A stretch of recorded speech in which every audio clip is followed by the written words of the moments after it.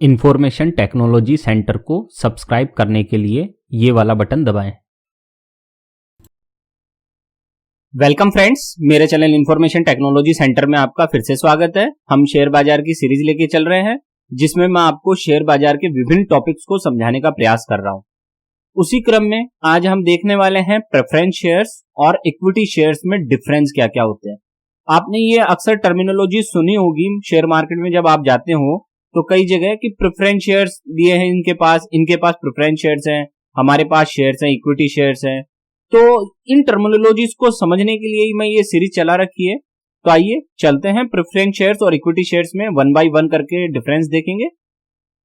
तो सबसे पहले कंपनी की ग्रोथ समझ लेते हैं। हमको शेयर्स की जरूरत क्यों है? कोई भी कंपनी ग्रो करना चाहती है तो उसके लिए उसको क्या जरूरत होती है? पैसे की जरूरत होती है। कि कोई भी कंपनी अगर ग्रोथ करना चाहती है तो उसको कैपिटल की जरूरत होती है, पैसे की जरूरत होती है, ताकि वो इन्वेस्टमेंट करे और प्रोडक्शन बढ़े और कंपनी ग्रो करे। सीधा सा लॉजिक। कंपनी पैसे या तो लोन लेकर प्राप्त कर सकती है या फिर शेयर्स जारी करके प्राप्त कर सकती है। मान लीजिए कोई कंपनी है, मेरी कंपनी है, या मैं उस कंपनी को ग्रो कराना चाहता हूं, आगे बढ़ाना चाहता हूं, बड़ी कंपनी बनाना चाहता हूं, तो या तो मैं लोन ले लूंगा उस कंपनी के नाम पर। और अगर मैं लोन नहीं लेना चाहता या मुझे कोई किसी कारणवश लोन नहीं देना चाहता, दोनों ही परिस्थिति में मुझे पैसा लेने के लिए मेरे पास पैसा कहां से आएगा? मेरे पास पैसा आने का एक ही तरीका है कि शेयर मार्केट में मैं अपनी कंपनी लिस्ट करवाऊं और मैं अपनी कंपनी की जितनी वैल्यू है उसको डिस्ट्रीब्यूट कर दूं शेयर्स में। तो फिर जितने लोगों के पास शेयर्स जाएंगे मुझे उतना पैसा कंपनी के लिए मिल जाएगा। तो कंपनी की ग्रोथ के लिए ही कंपनियां शेयर्स को जारी करती हैं। अब आगे देखते हैं इस चीज को। इक्विटी शेयर्स और प्रेफरेंस शेयर्स, ध्यान रखना, जो शेयर्स होते हैं जो हम नॉर्मल शेयर्स जानते हैं वही इक्विटी शेयर्स हैं। आप कंफ्यूज ना हो जाए कि इक्विटी शेयर्स कौन से आ गए। तो जो हम कहते हैं शेयर्स वो ये इक्विटी शेयर्स ही है जो कॉमन शेयर्स होते हैं। ठीक है, तो सबसे पहला डिफरेंस देखते हैं। इक्विटी शेयर्स किसी कंपनी में ओनरशिप की सीमा को बढ़ाता है। जब भी कोई कंपनी शेयर्स जारी करती है तो वो क्या करती है? शेयर्स का मतलब वो अपना ओनरशिप को क्या कर रही है? डिस्ट्रीब्यूट कर रही है। मान लीजिए मेरी कोई कंपनी है, मैं उसमें 100% का मालिक हूं और मैं चाहता हूं कंपनी में पैसा आए। तो पैसा आने के लिए मैंने क्या करूंगा मैं कि अपनी जो 100% की ओनरशिप है उसमें से मैं 20% ओनरशिप बेच देता हूं शेयर होल्डर्स को। तो वो 20% के मालिक वो बन जाएंगे लोग जिनके पास मेरे शेयर्स हैं। तो कहने का मतलब, इक्विटी शेयर जारी करने का मतलब ये हुआ कि कंपनी अपनी ओनरशिप बेच रही है दूसरों के हाथ में, जिससे उसको बदले में पैसा मिल रहा है। प्रेफरेंस शेयर्स भी किसी कंपनी में ओनरशिप की सीमा को ही बढ़ाते हैं, लेकिन प्रेफरेंस शेयर्स कुछ प्रायोरिटीज के साथ आते हैं। शेयर्स कोई भी हो, किसी भी प्रकार का कोई भी शेयर हो, वो कंपनी की ओनरशिप की सीमा को बढ़ाते हैं। पहले 1 ओनर था, फिर 10 ओनर हो जाएंगे, फिर 100, 1 लाख ओनर हो जाएंगे, 10 लाख ओनर हो जाएंगे। जितने शेयर्स होंगे उतने ओनर हो जाएंगे। तो कहने का मतलब शेयर का कोई सा भी प्रकार हो वो ओनरशिप को ही डिस्ट्रीब्यूट करने का काम करता है। लेकिन प्रेफरेंस शेयर्स में ओनरशिप डिस्ट्रीब्यूट तो होती है, लेकिन प्रेफरेंस शेयर्स जो धारक होते हैं, जो प्रेफरेंस शेयर होल्डर होते हैं, उनको कुछ प्रायोरिटीज मिलती है। किसकी तुलना में? इक्विटी शेयर होल्डर्स की तुलना में उनको कुछ प्रायोरिटीज दी जाती है, कुछ उनको प्राथमिकताएं दी जाती है, जिसके आधार पर ये प्रेफरेंस शेयर्स कहलाते हैं। आगे बढ़ते हैं। इक्विटी शेयर होल्डर्स को सभी लायबिलिटीज का भुगतान किए जाने के बाद डिविडेंड प्राप्त होता है। अभी डिविडेंड क्या होता है? जब भी कंपनी को प्रॉफिट होता है, ध्यान रखना, मैं टोटल इनकम की बात नहीं कर रहा हूं, मैं कंपनी के नेट प्रॉफिट की बात कर रहा हूं, क्योंकि डिविडेंड हमेशा नेट प्रॉफिट पर दिया जाता है, कभी भी टोटल प्रॉफिट पे या टोटल इनकम पर डिविडेंड नहीं दिया जाता है। तो जितना टोटल प्रॉफिट होगा उसमें से लायबिलिटी, टैक्स वगैरह ये सब घटाने के बाद जो भी कंपनी के पास पैसा बचता है वो उसका नेट प्रॉफिट हो गया। उस नेट प्रॉफिट में से कंपनी क्या करती है? अपने शेयर होल्डर्स को क्या करती है? डिविडेंड देती है। अब देखिए आगे प्रेफरेंस शेयर्स में डिविडेंड्स देने की बात करें तो प्रेफरेंस शेयर होल्डर्स को इक्विटी शेयर होल्डर्स पर प्रायोरिटी दी जाती है। जब कंपनी डिविडेंड देने की घोषणा करती है तो डिविडेंड देने में वो क्या करती है? सबसे पहले डिविडेंड वो किसको डिस्ट्रीब्यूट करेगी? जिनके पास कंपनी के प्रेफरेंस शेयर होल्डर्स है। प्रेफरेंस शेयर्स जिसके पास है उन लोगों को सबसे पहले कंपनी डिविडेंड देगी और उसके बाद जो डिविडेंड बचेगा वो किसको दिया जाएगा? अन्य जो कॉमन शेयर होल्डर्स है, इक्विटी शेयर होल्डर्स है, उनको दिया जाएगा। सर ये बचने वाली बात क्या आ गई? बचा कुचा ये क्या चीज है? ये चीज ये है कि डिविडेंड जो होता है प्रेफरेंस शेयर होल्डर्स का, ये पहले से ही फिक्स किया हुआ होता है। जब preference share holders preference shares को खरीदते हैं उसी वक्त ये तय हो जाता है कि कितना परसेंट उन्हें डिविडेंड दिया जाएगा जब भी कंपनी प्रॉफिट कमाएगी। तो मान लीजिए किसी कंपनी और प्रेफरेंस शेयर होल्डर्स के बीच में तय हो गया कि 20% मुझे हमेशा आप डिविडेंड देंगे। तो मान लीजिए 100 रुपए का बेनिफिट हुआ कंपनी को, तो 100 रुपए में से सीधे सीधे 20 रुपए कौन ले जाएगा? Preference share holders. बाकी के जो 80 रुपए बचेंगे उस 80 रुपए को इक्विटी शेयर होल्डर्स में डिस्ट्रीब्यूट किया जाएगा उनके अनुपात में। ठीक है, इसलिए जब डिविडेंड से लाभ कमाने की बात आती है तो प्रेफरेंस शेयर होल्डर्स को ही फायदा होता है, इक्विटी शेयर होल्डर्स को बहुत कम डिविडेंड मिलता है।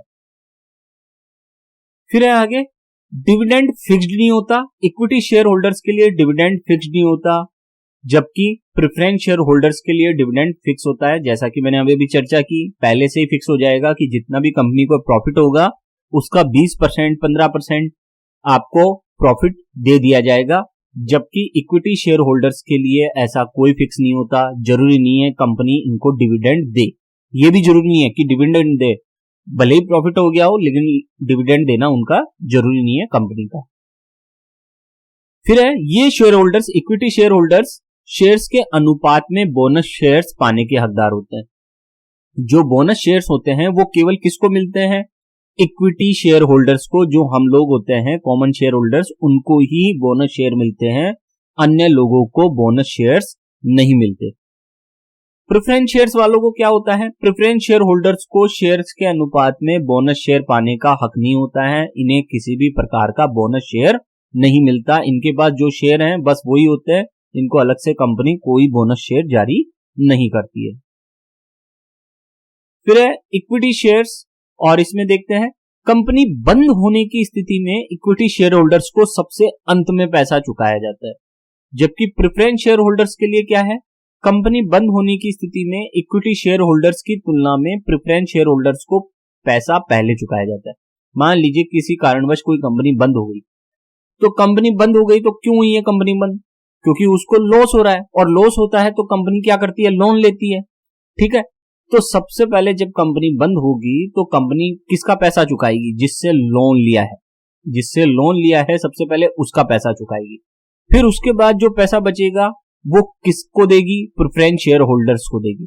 और अंत में अगर कुछ पैसा बचता है तो वो दिए जाएगा इक्विटी शेयर होल्डर्स को। इसका मतलब सीधा सीधा कि इक्विटी शेयर होल्डर्स को ना के बराबर पैसा मिलता है। कंपनी के बंद होने पर कोई पैसा इनको नहीं मिलता है, मान लो।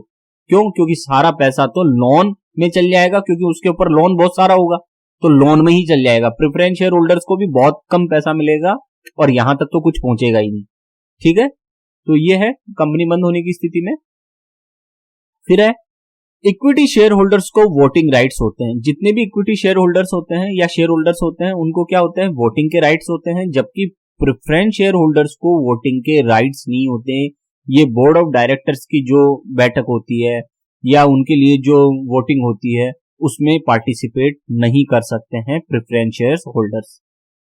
जबकि इस वाले में देखेंगे इक्विटी शेयर होल्डर्स को कंपनी के मैनेजमेंट में भाग लेने का अधिकार होता है। जो भी कंपनी का मैनेजमेंट है उस मैनेजमेंट में जिसके पास इक्विटी है, जो इक्विटी शेयर होल्डर है, वो सब भाग ले सकते हैं कंपनी के मैनेजमेंट में अपने शेयर के अनुपात में। लेकिन जो प्रेफरेंस शेयर होल्डर्स हैं उनको कंपनी के मैनेजमेंट में भाग लेने का कोई अधिकार नहीं होता। भले ही उनके पास कितने भी प्रेफरेंस शेयर हो, कितने ही परसेंट कंपनी के प्रेफरेंस शेयर्स हो, लेकिन वो फिर भी कंपनी के मैनेजमेंट में भाग नहीं ले सकता। वो कंपनी की जो मैनेजमेंट लिस्ट है उसमें अपना नाम नहीं लिखा सकता है, किसी प्रकार की बोर्ड ऑफ डायरेक्टर्स की लिस्ट में अपना नाम नहीं लगा सकता। तो वो इस मामले में किसी प्रकार का इंटरफेयर नहीं कर सकता। प्रेफरेंस शेयर होल्डर्स कंपनी के जो काम है, कंपनी के जो कानून वगैरह है या उसके जो डिसीजंस है, डिसीजन मेकिंग में कोई रोल प्ले नहीं कर सकता, जबकि इक्विटी शेयर होल्डर्स ये रोल प्ले कर सकते हैं। फिर है इक्विटी शेयर को प्रेफरेंस शेयर्स में कन्वर्ट नहीं किया जा सकता। अगर आपके पास बहुत सारे इक्विटी शेयर्स हैं तो भी आप उन इक्विटी शेयर्स को प्रेफरेंस शेयर्स में कन्वर्ट नहीं कर सकते हैं। लेकिन अगर प्रेफरेंस शेयर्स आपके पास है तो जो पहले से जो आपके नियम और शर्तें हैं कंपनी और आपके बीच में, उसके आधार पर आप कुछ प्रेफरेंस शेयर्स को इक्विटी शेयर्स में कन्वर्ट कर सकते हैं और शेयर मार्केट के भाव का फायदा उठा सकते हैं। फिर आगे इक्विटी शेयर होल्डर्स डिविडेंड का बकाया प्राप्त करने का हकदार नहीं होता। यानी कि मान लीजिए किसी कंपनी ने किसी साल डिविडेंड नहीं दिया तो अगले साल उसका बकाया मिल जाएगा, ऐसा कुछ नहीं होता। जरूरी नहीं है कि जो इक्विटी शेयर होल्डर्स हैं उसको डिविडेंड दिया जाए, जबकि प्रेफरेंस शेयर होल्डर्स को चालू वर्ष के डिविडेंड के साथ साथ पुराने डिविडेंड का बकाया भी मिल सकता है। जो प्रेफरेंस शेयर होल्डर्स हैं, मान लीजिए किसी कारणवश कंपनी ने उनको नहीं दिया डिविडेंड, तो वो अगले साल जो पुराना बकाया है और जो उस साल का जो डिविडेंड है वो भी उनको मिल जाएगा, ये उनको हक होता है। फिर अगला इक्विटी शेयर्स में जोखिम उठाने वाले निवेशकों के लिए उपयुक्त है, जबकि प्रेफरेंस शेयर्स जोखिम से बचने वाले निवेशकों के लिए उपयुक्त है। क्यों? क्योंकि प्रेफरेंस शेयर्स में क्या है, जो रेट ऑफ रिटर्न है पहले से तय की हुई है कि मुझे इतना % रिटर्न चाहिए, जबकि यहां इक्विटी शेयर्स में ऐसा नहीं है। अब यहां फायदा भी हो सकता है, नुकसान भी हो सकता है। कैसे? कि मान लीजिए कंपनी बहुत तेज ग्रो कर रही है और प्रेफरेंस शेयर होल्डर्स ने कर रखा है अग्रीमेंट 10% रिटर्न का। अब इनको तो कंपनी ग्रो कर रही है मान लीजिए 50% की स्पीड से और इन्होंने कर रखा है अग्रीमेंट 10% का, तो प्रेफरेंस शेयर होल्डर्स हैं उनको तो 10% का ही फायदा होगा। लेकिन जो इक्विटी शेयर होल्डर्स हैं उनको जो कंपनी ग्रो कर रही है 50% के हिसाब से या 100% के हिसाब से या ज्यादा भी ग्रो कर रही हो तो उसके हिसाब से उनको फायदा होगा। तो कहने का मतलब कि इक्विटी शेयर होल्डर्स कंपनी की मार्केट वैल्यू के हिसाब से मुनाफा कमाते हैं, जबकि इनको एक निश्चित मुनाफा ही मिलता है। ये कंपनी की ग्रोथ के साथ मुनाफा ज्यादा नहीं बढ़ा सकते। ठीक है, तो यहां देखिए ज्यादा जोखिम नहीं है, बल्कि इक्विटी शेयर्स में ज्यादा जोखिम है। यहां रिस्क बड़ा है तो फायदा भी बड़ा है, क्योंकि अगर मान लीजिए कंपनी ज्यादा ग्रो नहीं करेगी, नुकसान हो जाएगी, तो उनके शेयर्स के वैल्यू भी घट जाएगी, तो उसको नुकसान होगा। लेकिन प्रेफरेंस शेयर्स में शेयर्स की वैल्यू नहीं घटती है। कंपनी को अगर नुकसान होता है और जो इक्विटी शेयर्स की वैल्यू घट गई तो प्रेफरेंस शेयर्स की वैल्यू घट जाएगी, ऐसा नहीं होता है।